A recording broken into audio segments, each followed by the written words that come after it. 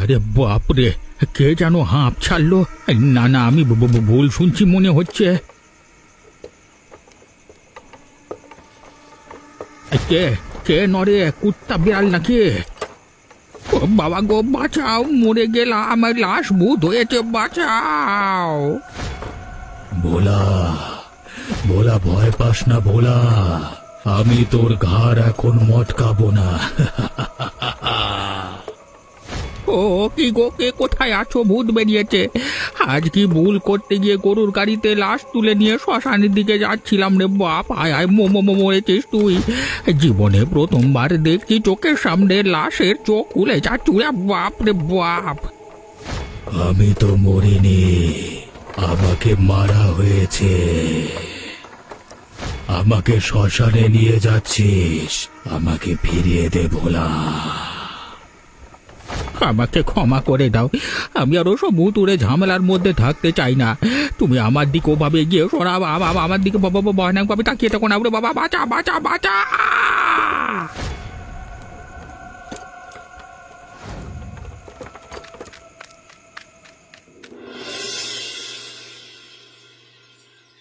সালা মাতাল, তোকে বলেছিলাম না মাঠের ধারে একটা লাশ পড়ে আছে, সেটাকে তুলে আনতে, সেটাও পারলি না।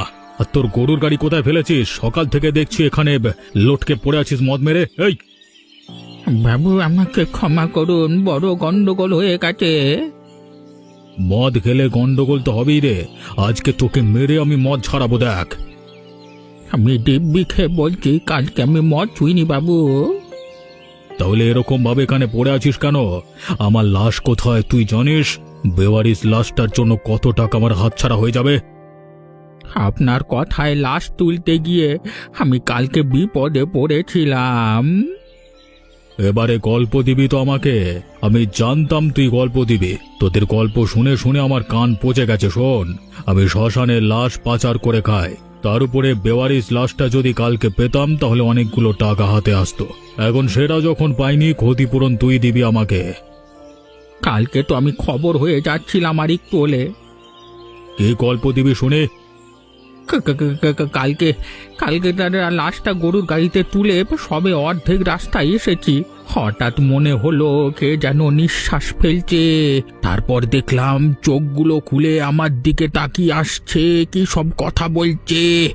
গরুগুলো প্রচন্ড লাপালাপি করতে শুরু করলো, আর আমি কোনো রকমে প্রাণ বাঁচিয়ে পালিয়ে এসেছি। তারপরে এখানে এসে হয়তো অজ্ঞান হয়ে গেছি। তুই কি ভাবলি আমি তোর গল্প শুনে মেনে নেব? আমি কি ঘাসে মুখ দিয়ে চলি নাকি? এই লাইনে আমি মাথার চুল পাকিয়ে ফেললাম, জন্ম থেকে শ্মশানের কাঠে ভাত রান্না করে খেয়ে আসছি, আর তুই আমাকে ভূত দেখাবি? সত্যি বলছি বাবু, বিশ্বাস করুন আমার কথা।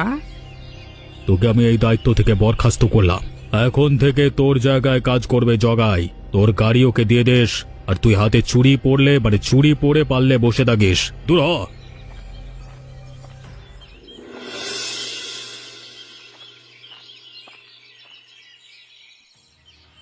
বেরিয়ে আয় শিবু, নাহলে দা দিয়ে কেটে আমি তো লাশ বেওয়ারিশ বানিয়ে দেব। আরে কি করছো জগাইদা? এরকম কাটারে নিয়ে মাথার উপরে ঘোরাচ্ছ কেন? কিছু একটা কাণ্ড হয়ে যাবে তো। তার উপরে মদ মেরে আছো পুরো, কি ব্যাপার? কাণ্ড করতে তো এসেছি আমি, তুই কি আমাকে এমনি এমনি ভাবছিস নাকি? কেন কেন ঠান্ডা মাথায় বলো, কি হয়েছে তোমার? এত মাথা গরম কেন তোমার? হরি কাকা তোমার বন্ধু ভোলাকে কালকে একটা লাশ আনতে পাঠিয়েছিল, সেটা না এনে আজকে ভূতের গল্প শোনাচ্ছ। তার জন্য ভোলা কাকার অনেক টাকার ক্ষতি হয়ে গেছে, আমার পাওনা টাকা দেয়নি। আর এই সব কিছু হয়েছে তোদের জন্য, তাই তোদেরকে আমি ছাড়বো না। আরে জগাইদা, একটু মাথা ঠান্ডা করে শোনো। ভোলাদা, আমি বলেছি, মিথ্যে কথা বলিনি। নিশ্চয়ই ওই লাশের মধ্যে কিছুটা গন্ডগোল ছিল। আর একটা কথা বললে তোর মন্ডু আমি নামিয়ে দেব ধর থেকে। দেখো, আমরা শ্মশানে থাকি, ভূতে বিশ্বাস তো করতেই হবে বলো। আর একবার এরকম মেদা মারা কথা বললে গলা নামিয়ে দেব বলে দিচ্ছি। আমার হাতে কাটারিটা কিন্তু দেখতে পাচ্ছিস? আমাকে নিয়ে কথা হচ্ছে নাকি? তুমি এখন তো ছিল না, থেকে এসে উদয় হলে? হ্যাঁ, এবারে মনে হচ্ছে আবার মালের নেশাটা বেশ চলে গেছে। নেশা করে ভুলভাল দেখছি মনে হচ্ছে। কেন, এই তো তোমরা লাশের কথা বলছিলে, আমি তো লাশ। ওরে বাবা রে, ভূত এসেছে, পালা! না না, মাল খাওয়াটা কমাতে হবে। মদের নেশায় ভূত দেখছি, ভয়টাও পাচ্ছে। পালিয়ে যাও বাবা, পালিয়ে যাই। ওরে বাবা!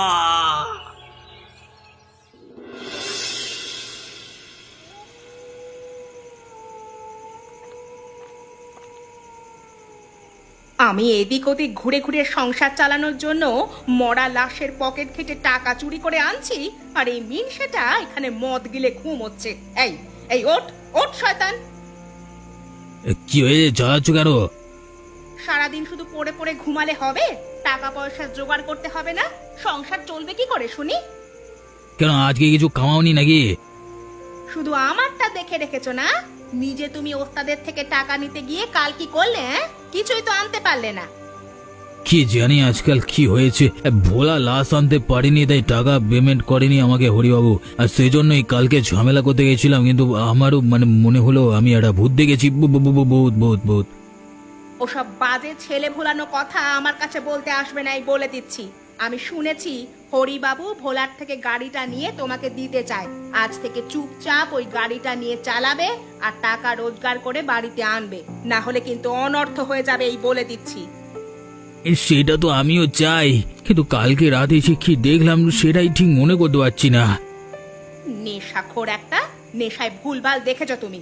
আজ থেকে যদি ওই সব নিয়ে আবার পড়েছো, তাহলে কিন্তু শ্মশানের চেলা কাঠ দিয়ে মেরে তোমার পিঠের ছাল আমি তুলে দেব, বলে দিচ্ছি। এবার দূর হও এখান থেকে।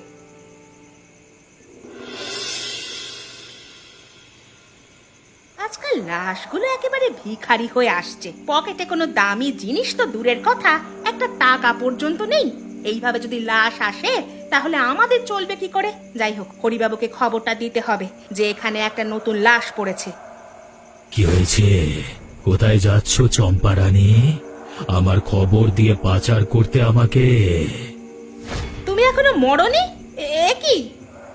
মরে গিয়েও যে কথা বলতে পারে তাকে কি বলে? ওরে বাবা, তুমি তুমি সত্যিকারের ভূত নাকি? তাহলে কি আমার বর যা বলেছিল সেই সব কথা সত্যি? আমাকে ছেড়ে দাও তুমি। আমি তো তোমাকে দর্শন দিয়েছি ছেড়ে দেওয়ার জন্য নয়। আমি কি দোষ করেছি তোমার কাছে? শয়তান মেয়ে ছেলে, মনে পড়ে না আমি আধমরা হয়ে এই শ্মশানে এসেছিলাম? টাকার লোভে তুমি আমাকে তোমার হরিবাবুর হাতে তুলে দিয়েছিলে, তারপর সে আমাকে পাচার করে দিয়েছিল। সেই প্রতিশোধ আমি নেব না, তাই কখনো হয়? আমার মনে পড়ছে না কিছু। এরকম কত লাশ তো রোজ আসে। আমি হয়তো ভুল করে ফেলেছি নিজের অজান্তে। আমাকে ক্ষমা করে দাও তুমি। এই ভুলের কোনো ক্ষমা নেই। তবে রে শয়তান মেয়ে ছেলে, দেখ তোর কি হয়। কে কোথায় আছো? এসে বাঁচাও গো, আমাকে মেরে ফেললো গো।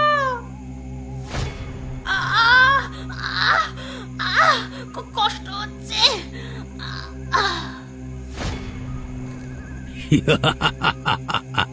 এইভাবে একে একে আমি সবার প্রতিশোধ নেব, সবাই বুঝতে পারবে অতি লোভের ফল।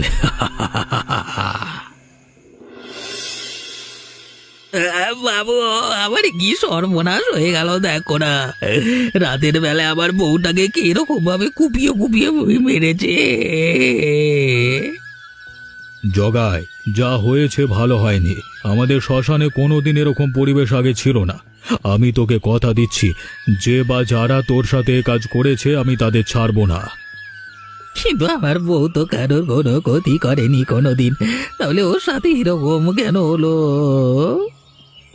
আমার মনে হচ্ছে না এটা কুপিয়ে খুন। তাহলে সারা শরীরে নখের আঁচড়ের মতো দাগ, মনে হচ্ছে ছুরি বা ধারালো ওরকম কিছু দিয়ে করা হয়েছে। এবারে আমি বুঝতে পারছি এই পুরো ঘটনাটার পেছনে কাদের হাত আছে। কে বুঝতে পারছিস তুই? পরশু রাতে আমি শিবুর সাথে ঝামেলা করেছিলাম। ওদের বলে এসেছিলাম যে বোলাকে আমি দেখে নেব। ওরা ছাড়া এই কাণ্ড আর কেউ করতে পারে না। নিশ্চয়ই প্রতিশোধ নেওয়ার জন্য করেছে বাবু, আমি বলে দিচ্ছি, ছাড়বো না কিন্তু। দেখ, মাথা গরম করে উল্টোপাল্টা সিদ্ধান্ত নিস না। এখন কে করেছে না করেছে সেটা পুরোপুরি জানবার আগে কোনো কিছু করতে যাওয়াটা বোকামি। আমার বউ মরেছে, আমার এখন মাথা ঠিক নেই, আমাকে জ্ঞান দিতে আসবেন না, না হলে কিন্তু রক্তারক্তি কাণ্ড হয়ে যাবে, শ্মশানে বলে দিচ্ছি। আমি তোর পাশে আছি, কিন্তু তুই আমার উপরে ভরসা রাখ। আমি কারোর উপরে ভরসা রাখতে পারছি না। আমার আগুন লাগিয়ে দিতে ইচ্ছে করছে, চারপাশে ধ্বংস করে দেবো আমি সবকিছু। একটু শান্ত হ বাবা, শান্ত হ। আগে বইয়ের দাহ কাজটা কর, তারপর দেখা যাবে। এতদিনে এই জগাইকে কেউ চেনেনি, এবার চিনবে। সাপের লেজে পা দিয়েছে, সবাই জেনে রাখো।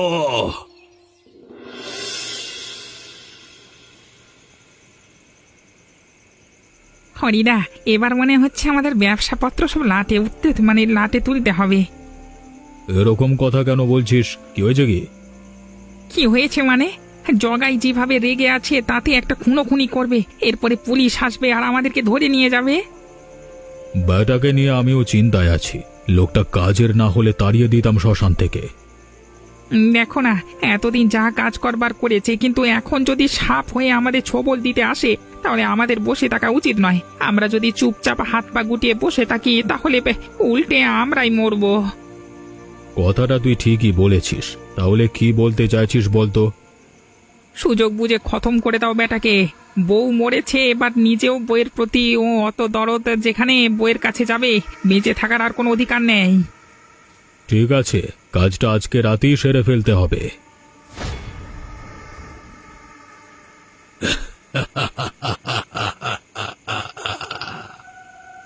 ও কি, ওটা কার হাসি হরিদা?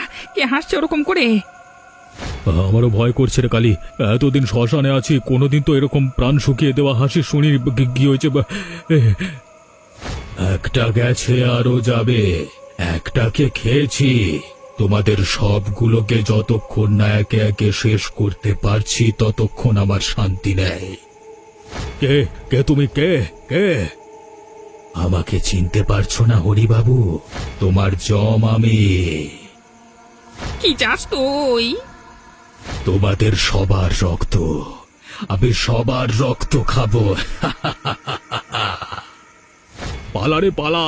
ওরে কে কোথায় আছিস? পালা! ভূত এসে বাঁচাও, পালা!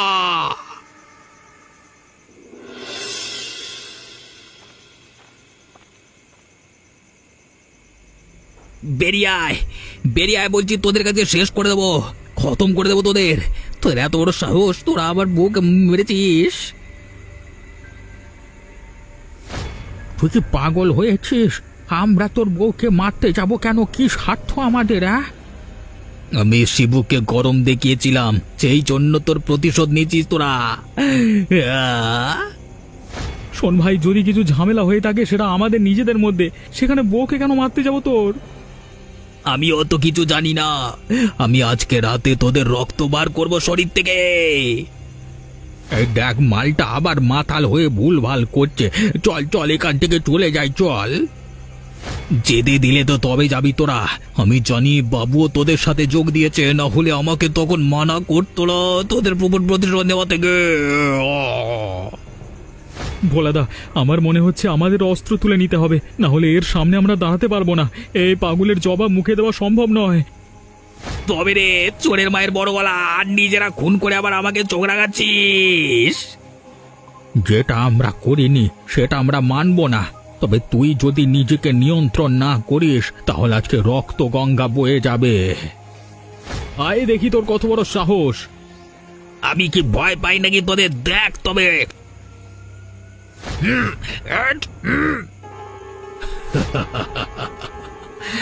মর মর, নিজেদের মধ্যেই কাটাকাটি করে মর তোরা। যত মরবি তত আমার শান্তি। এইভাবেই তোদের রক্ত খাবো আমি।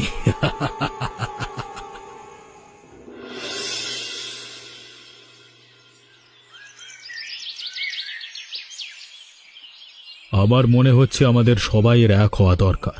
ভোলা আমাকে সেদিন বলেছিল, কিন্তু বিশ্বাস করিনি। কিন্তু এখন বুঝতে পারছি যে সত্যি একটা ভূতের উপদ্রব শুরু হয়েছে। আমরা কালকে ভয়ানক অভিজ্ঞতার মধ্য দিয়ে গেছি। আমরাও কালকে ভূতের খপ্পরে পড়েছিলাম। তবে ভূত এসেছিল বলে আমরা বেঁচে গেছি। না হলে হয়তো জগাই বাঁচতো না, মানে আমরাও বাঁচতাম না। এই কি কিছু একটা হয়ে যেত, হয় জগাই বাঁচতো নয় আমরা বাঁচতাম। আবার তুই কিন্তু মাথা গরম করছিস। কি হচ্ছে তোদের? এখন আলোচনার সময়, ঝগড়া মারামারির সময় নয়। তোরা যদি এইভাবেই মারামারি করতে থাকিস তাহলে ভূতের আরো সুবিধে হবে আমাদেরকে শেষ করতে। হ্যাঁ, কালকে আমরা শুনেছি ভূত বলেছিল আমরা যদি নিজেদের মধ্যে মারামারি করি তাহলে আমাদের রক্ত চুষে সে খাবে, তাতেই উপকার, তাতেই ভালো হবে। তাহলেই ভেবে দেখ। শোন, আমাদের এখন এক জায়গায় হয়ে কিছু একটা উপায় বের করতে হবে। কি উপায় শুনি? আমার বউয়ের মৃত্যুর বদলা চাই। আমার মনে হচ্ছে তোর বউকে কোনো মানুষ খুন করেনি, ভূতে মেরেছে। যদি ভূতে মারে তাহলে আমি ভূতের পিন্ডি চটকাবো। সেটাই ব্যবস্থা করছি, একটু মন দিয়ে শোন। হ্যাঁ কাকা, তুমি যা বলবে তাই শুনবো আমরা। ওই ভূতুরে লাশ টানা গরুর গাড়িটা থেকে যত কাণ্ড শুরু হয়েছে, আজকে আমরা এই গাড়িটা পুড়িয়ে দেব। গাড়িটা পুড়িয়ে দিলেই আমার মনে হচ্ছে ভূতের উৎপাত থেকে আমরা বেঁচে যাব, ভূতের উৎপাত থেমে যাবে। কি বলিস তোরা? আমারও তাই মনে হচ্ছে। ওই গাড়িতে সেদিনকে লাশটা চাপানোর পর থেকেই সমস্যা শুরু হয়েছে। গাড়িটা এখন কোথায় আছে? গাড়িটা আমি নিজে নিয়ে এসেছিলাম চালাবো বলে, এখন আমার ঘরের সামনে পড়ে আছে।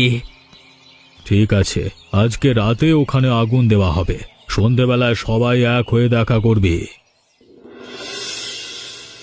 এই কালিটা ঠিক সময় ঝোলায় আমাকে, এমনিতে সব সময় আমার কাছে লেজ ধরে পড়ে থাকে, আর সন্ধেবেলা এখন একসাথে যাওয়ার কথা বলে তখন বেটা কোথায় গেল কে জানে।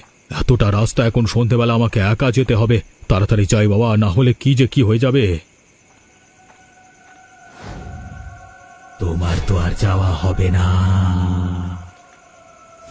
এই তুমি কেন পথ আটকেছো?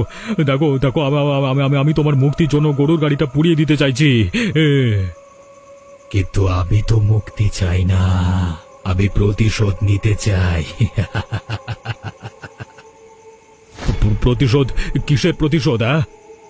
কেন? এতদিন যে লাশের পাচার করেছো তার প্রতিশোধ। আমি যদি মরা লাশ বেঁচে খাই তাহলে তোমার কিসের আপত্তি? মরা বেঁচে খেলে আমার কোনো আপত্তি ছিল না, কিন্তু আমি যখন শ্মশানে এসেছিলাম তখন আমি জ্যান্ত ছিলাম। তুমি আর ওই মেয়ে ছেলেটা দুজনে মিলে আমাকে মেরে পাচার করেছিলে, মনে আছে? মনে পড়ছে, সেজন্য তুমি ওইভাবে মেরেছো ওকে? হ্যাঁ, সবে তো শুরু, এবারে দেখো কি হয়। কি করবে তুমি? আমার কি করবে? আজকে রাত্রিরে মেরে গাছে টাঙিয়ে দেব। না না, তুমি আমাকে মারতে পারো না, আমি পালিয়ে যাবো। ও বাবা, বাঁচাও বাঁচাও।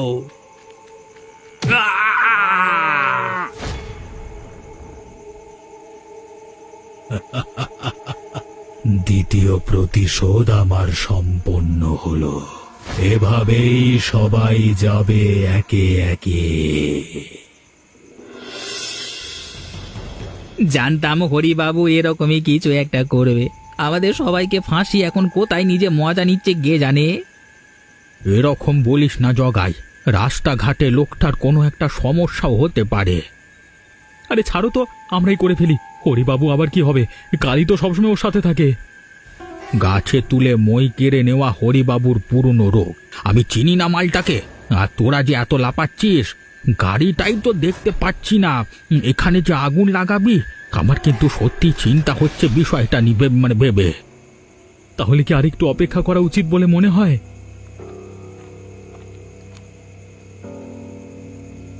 আরে সর্বনাশ হয়ে গেছে, আমাদের সর্বনাশ।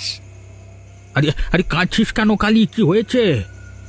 কি সর্বনাশ হয়েছে? হ্যাঁ, আমি হরিবাবুর বাড়িতে খুঁজতে গেছিলাম, তার আগে উনি বেরিয়ে গিয়েছিলেন, কারণ আমার দেরি হয়ে গেছিল। আমি ভয়ে পেয়ে দৌড়ে আসতে গিয়ে দেখি রাস্তায় গাড়ি চাপা পড়ে মরে গেছে হরিবাবু। কি বলছিস কি রে? হরিবাবুর খেল খতম?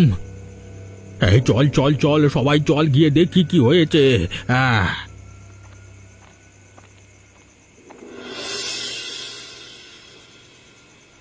হায় হায় রে, লোকটা এরকম ভাবে মরতে পারে আমি ভাবিনি রে।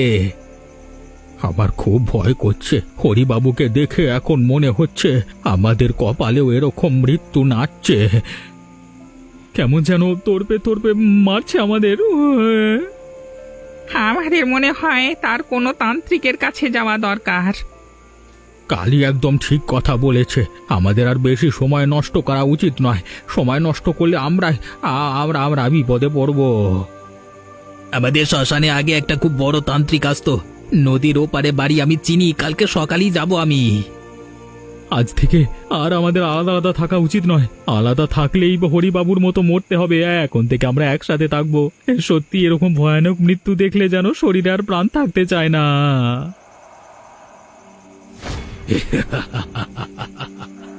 শরীরের প্রাণ বার করবার জন্যই তো আমি আছি রে, চিন্তা কি? বাবা ভূত এসে রে বাবা, পালা! কোথায় পালাবি? সবাই মিলে আমাকে মেরে ফেলে এখন পালানোর চিন্তা? ভূত যদি আজকে সবাইকে মেরেও ফেলে আমি ঠিক পালাবো। সবাই বোকা তাই ভূতের সামনে দাঁড়িয়ে আছে। ভূত যখন সবাইকে আক্রমণ করবে তখন আমি পেছন দিয়ে পালাবো। তোর কি চাই ভাই? তোর সাধ্য শান্তির জন্য সব ব্যবস্থা করবো। ছেড়ে দে ভাই, ছেড়ে দে। আমি কুমার, তোদেরকে ছেড়ে দেব? দেখ তবে।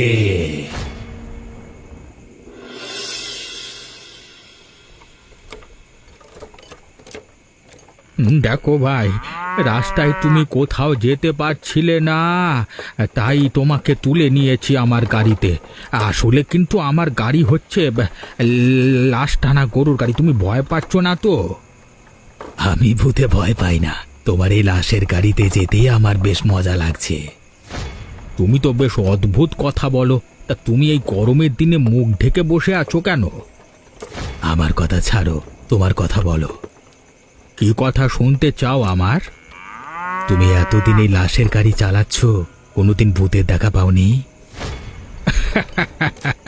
ভালো প্রশ্ন করেছো। হ্যাঁ পেয়েছি, এই তো কিছু মাস আগে একেবারে মরতে মরতে বেঁচে গেছি। কিরকম শুনি? কোথা থেকে একটা ছোট লোক ভূত উড়ে এসে জুড়ে বসেছিল। তারপর প্রচন্ড উৎপাত করেছে আমাদের উপর। আমাদের প্রায় 4-5 জন লোককে ভয়ানকভাবে মেরেছে। তুমি কিভাবে বেঁচে গেলে? আমার বুদ্ধি আছে তাই। ভূত যখন সবাইকে ধরে ধরে কেটে রক্ত খাচ্ছিল, আমি তখন ভূতের পেছন দিক দিয়ে পালিয়ে এসেছি। বোকা ভূত দেখতে পাইনি। আমার কিন্তু মনে হয় যে ভূত বোকা নয়, আসলে সে তোমাকে মারতে চায়নি তাই ছেড়ে দিয়েছে। কেন আমাকে মারতে চাইবে না কেন? তোমাকে সে আরো এত কষ্ট বেশি দিয়ে মারতে চেয়েছিল। তা এখন তুমি কি করছো? শ্মশানের সবাই মরে গেছে তাই আমি সব দায়িত্ব নিজে নিয়ে বসেছি। এখন শুধু লাশ পাচার করে পয়সা কামাচ্ছি।